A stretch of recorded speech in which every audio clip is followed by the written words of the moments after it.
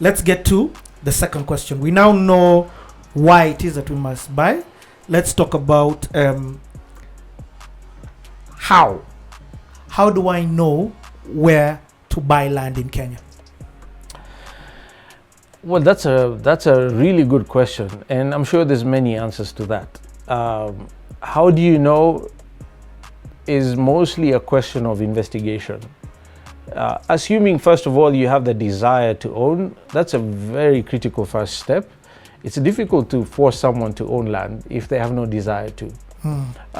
So the interest, the desire is the first key, because depending on what your goal is, you will focus on absorbing information about your specific goal. If I want to farm, for instance, there's certain areas of the country I will not bother looking.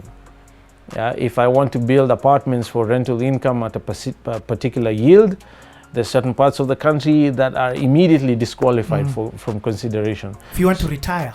Absolutely. If you want to retire, by coastal. Yes. That automatically limits. Absolutely. Then you're limited to the eastern side of the country at the coast. So how to find out is mostly a question of your own research, asking around. Most of us find out by hearing from people we like and respect about something they bought somewhere, or something that they heard, or an announcement by the government about some giant project, as we witness in Konza. For instance, created a massive influx of investors because of what the government was about to do there. Same thing has happened in Lamu because of the port. Same thing is happening now with the dry inland port in Naivasha. In Kisumu with the plans to do cold chain facilities to support the economic base there. Same thing is happening. So there's various ways to sort of get that on your radar, and that's how you start. Okay, let's take it from Goshen Acquisitions, GrandAcres perspective, where you look for strategic land investments, if I'm not wrong, with the intention. We try to be strategic for greater gains. Basically, I want to buy this now. I want to sell it in 5-10 years at a profit. I want that 10x that I had you talk about. Yeah. How do I start looking? So, if I'm going to approach it from Goshen Acquisitions perspective, yes, there are basically three main criteria we like to use. The first is going to be proximity to Nairobi. So we like to be within a 2.5 to 3 hour driving radius of the capital city. Why is that? That's because it's easier to manage. If you have to visit the site, if you have to do this, that, or the other, you don't want to be on the road all day to get there, because it makes it a lot more difficult to manage and do what you need to do. Okay. Now, if it's a place where we can fly to fairly inexpensively, like Kisumu and the coast, then obviously your radius can get much wider. Okay. But in terms of driving, we don't like to be beyond 3 hour radius. So we're limited in terms of where to consider. Someone offered us some land in Embu recently, and Embu takes slightly longer than 3 hours to get to if you're driving sanely. So immediately I didn't even have to think about it. I just said, no, we wouldn't be interested. It doesn't work. And it's not inexpensive to fly to Embu if you had to fly. You'd have to charter a flight or use a chopper. There's no airport. Yes. Yeah. That's a different economic prospect. So 2.5, 3 hour driving radius. Second thing is we like to be next to impending developments. Konza Techno City, at the coast, Lamu. At some point, we even considered buying land in Isiolo because of what was planned for the tourism city, similar to Konza, but for the tourist sector.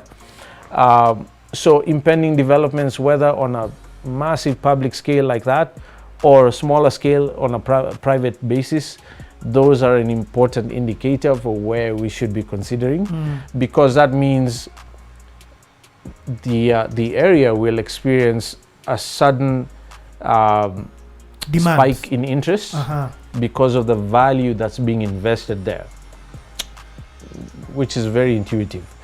So the third thing we like to look for is unique geographic propositions. And by that I mean things that existed in nature that are virtually impossible to recreate. Mountains. Mountain views. Lakes. Although we've seen the Arabs in the UAE do insane things like create new islands and the likes. But we like to look out for those. And the reason is those in essence will generally guarantee a certain amount of desire from the marketplace for the long term, no matter what is happening in the area, right? People generally like to be next to a water body. They like mountain views. They like to be on a cliff with the vistas and unique things of that kind. So those are the three things we like to look for to determine where. Yeah, that could vary from person to person or even company to company. For a company that's interested in developing land, building stay student housing, our criteria goes out the window. Yeah, you have to be in densely populated areas near educational institutions and blah blah blah. If you're looking to do large scale farming, a bunch of our criteria goes out the window as well. Yep. So your goal for investing would basically guide the rest of the journey for you. Okay, so now that I'm sort of hearing what makes Goshen, and what I'm telling from this, it's vast. There's no one script fits all.